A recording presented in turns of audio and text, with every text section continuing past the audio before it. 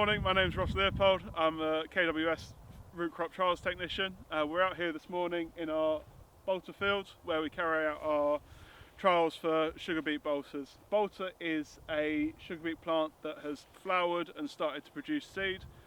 This is generally regarded as a negative for farmers, as it both impacts yield and also it sets seeds in the ground for weed beet in the next year. It can be a little bit difficult to control.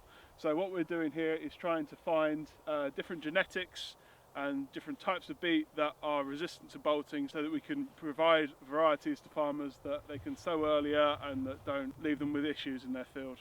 We've done the majority of our drilling here already.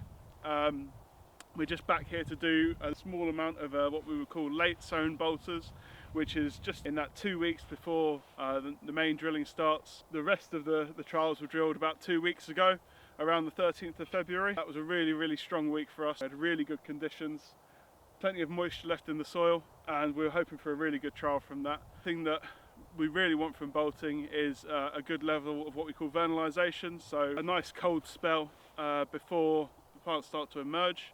That encourages a lot of bolting, so I often find a warm spring is consistent with good levels of bolting.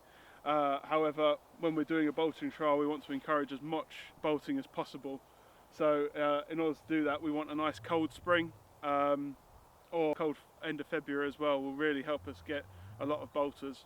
Since we've got a bit of a cold spell, it's a little bit brisk out here today. We're really hoping that all of this is encouraging strong bolters, so looking for a lot of work maybe come the summer.